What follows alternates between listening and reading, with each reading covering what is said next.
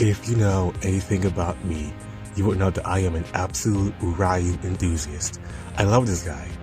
So when I heard we were getting a brand new Ryu set, I was juvenated. Absolutely just filled with excitement, joy. But then, like literally every Ninjago set, the new Ryu set leaked.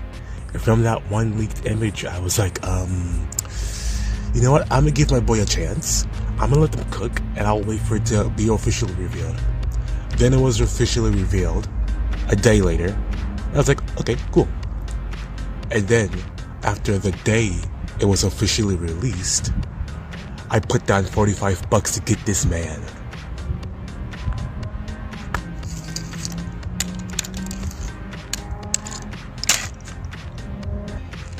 Now, if you saw my last two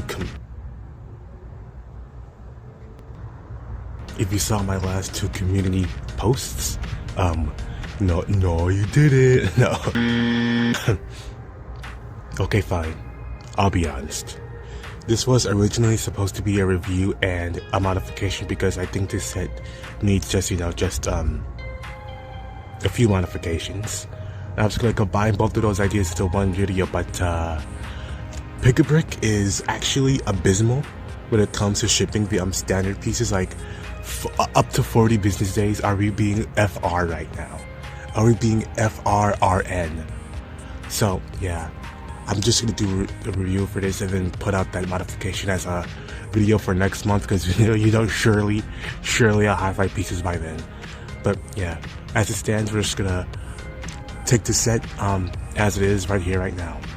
Starting with, just a set, so you guys can go.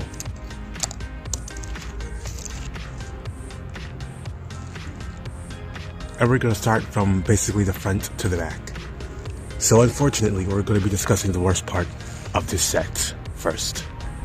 Yeah, this entire head area kinda stinks. We'll start off with the most obvious, this thing right here. That's not a jaw, man. That's just not his jaw. We can obviously see his jaw is right here.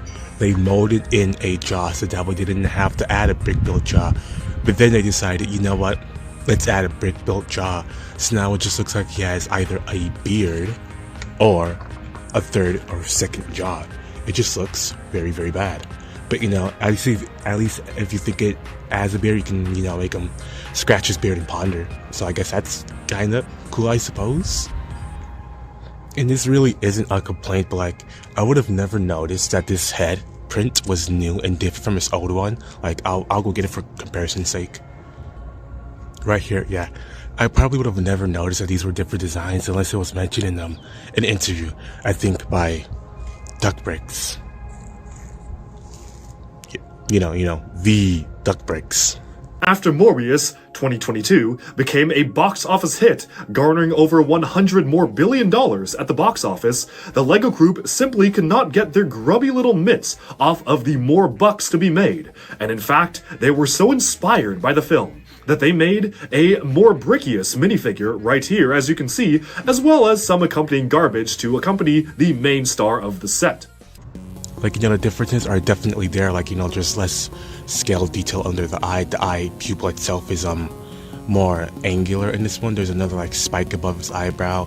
Less of these little yellow, well, I guess there's the same amount, but they're smaller on this head of these little scales. It's just interesting. So yeah, I'll touch upon this guy someday. I trust me, I absolutely will. But yeah, as it stands, not really going too well with the head.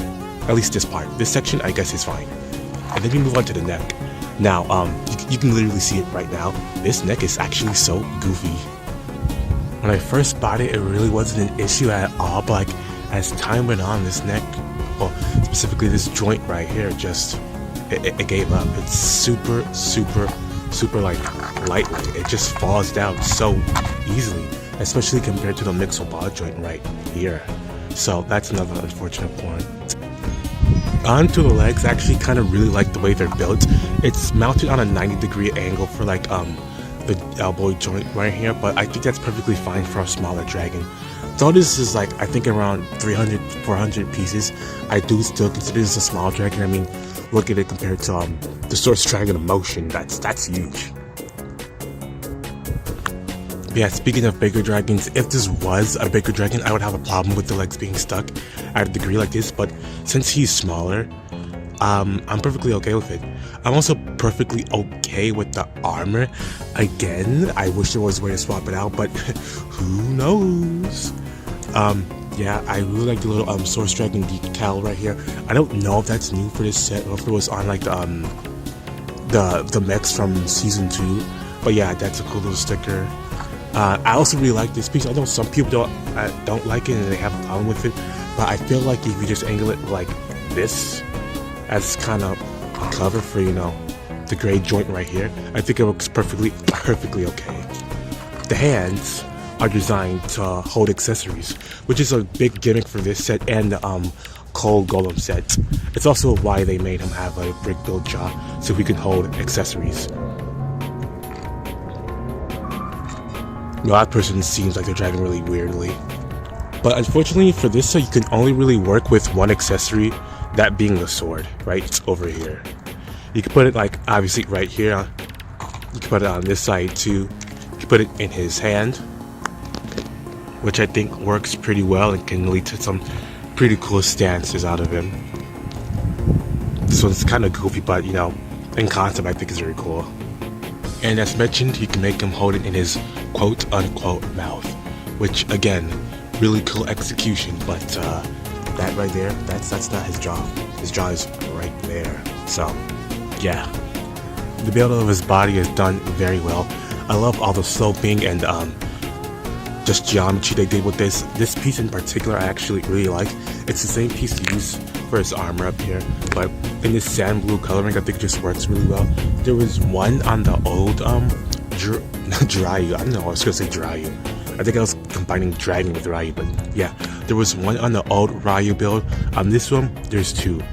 I also love the little waistband he has now and how it goes just all the way around. And speaking of all the way around, the way they did his underside is actually very, very good. Like, look at this. Straight up no anti-studs. Like, almost all of the pieces down here are pieces you will put on top of, you know, on top of builds. Except for, like, the slopes right here and here. They're like the, anti to top slopes, but yeah, they still work and just still make the bottom of this Riyu build just so smooth and complete. Now we're going to talk about the wings, which, believe it or not, this is not the first time a Riyu build has used these specific wings. In Zane's Ultra Combiner mech, we got a Riyu build on that set, which if you've seen my Riyu rating, you will know how I feel about that particular Riyu build. Come a long way since the garage. Gotta say, Mid! We're not here to talk about that abomination. We're here to talk about this, not abomination. The wings for this dragon work so much better than they do for that one. They feel proportionate to its actual body size. I also just think the piece is very, very nice. And I'm glad I was able to get it because I really don't know if I'm going to fork over $100 for that Zane mech just really for the Zane and the Riyu. I don't really care about the other two builds, but yeah. The wings on this dragon, they're pretty nice. I wish the little joints here and here were inverted. Like, you know, I wish we got the socket on the wings and the ball joint on the body. But those joints don't actually exist, I'm pretty sure, at the moment, so it's okay. They did the best of what they had, the designers. Yeah, wings are done pretty nice here. Pretty nice range of motion. The back legs are pretty unique in their build, but honestly, I think it works.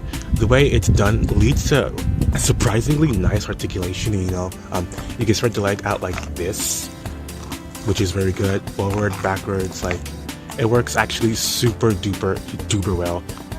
So yeah, I actually have no complaints for the way the legs build. It looks just maybe a bit awkward, but the posing you can get out of them is actually like very, very good. Like, look at that. That works so well. Now finally the tail. We start off with a ratchet joint right here, which at first I didn't like. You know, I was like, why isn't this just a mixer joint? But I got used to it. The only thing that sucks about it a little bit is that sometimes it kind of just gets disconnected right here where you move it up and down a bunch, but it never really falls apart, so that's okay. We move on to a few mixer joints, and then we get to the tip of the tail, where it is topped off by another one of these little, I guess the word is pearlescent, I think, leaf pieces, which I absolutely adore. Oh, we also have this giant buzzsaw right here, which, you know, it's cool when you have it on, you know, you spin it like that, hold on, you know, spin it like that.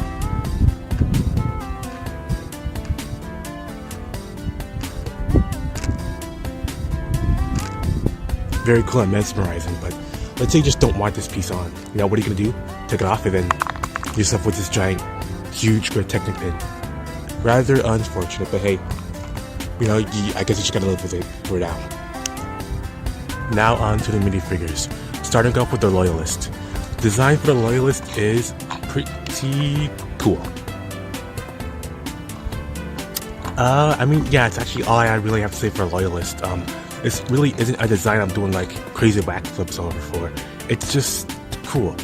I feel like they're conceptually more interesting than they are design-wise, especially now that we know who the Loyalist leader is. I won't say because, you know, I just find it kind of insane that LEGO would just spoil it in the sets in the minifigure, so if you still don't know, don't worry, no spoilers on the Rickster 240 channel.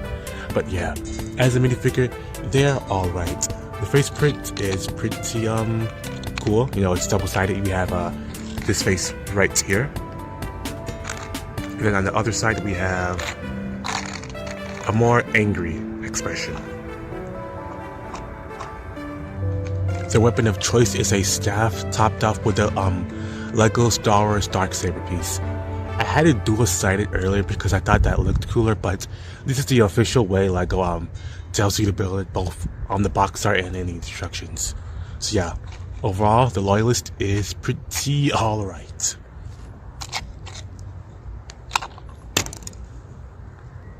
Next up here we have Mutation Monster, or as the fandom likes to call him, Reaple. I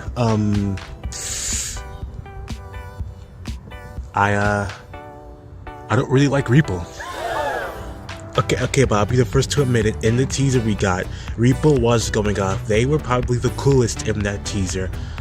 A point of that helping them being the fact that they're the only one we saw, you know, the buffed up version of as they were fighting this Riyu set, which is pretty cool. You get you know, these two in the same set, since, you know, they were fighting in the show, so that's very cool. But yeah, as the minifigure, you know, I just don't know what it is about this guy. I just kind of don't vibe with him. I think getting, you know, a big fig head on a Ninjago villain is pretty cool. The actual print on the big fig head is pretty cool. Love the teeth, love the singular eye. You know, he's a Cyclops, so I suppose, you know, his vision is pretty bad. Oh, I'm sorry. That's a stupid and harmful Cyclops stereotype! And the way there's like little teeth jutting out of his body that hold on to the little mutation monsters or elemental monster medallion is pretty neat. Other than that, I mean, the rest of him is okay, I guess. I kind of want to modify him to make his little tentacles out of the back of his, you know, back cooler, because in the show, like, they're very long. They were like shooting lasers and stuff. That's not really conveyed in the minifigure, which is fair because in Wild Brain in the show always like to add extra stuff onto the characters. So yeah, it's not the set designer's fault that he's much cooler in the show, especially with this little drape or dress piece in the show. It looks so much cooler than this. And here's the back printing. Yeah, overall, he's an okay minifigure.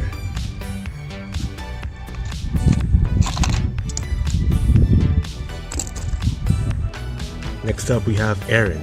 This design is taking clear inspiration from his Dark Aaron design, and some people have a bit of a problem with the fact that, you know, he's using this specific piece in dark blue, you know, to kind of be, or, you know, mixing and muddling his color scheme up with Sora's, but I actually kind of like that.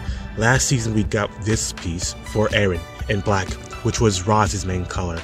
Now that Aaron is back with the ninja, you know, he came back due to the help of Sora. He's leaning towards, you know, more of her color scheme.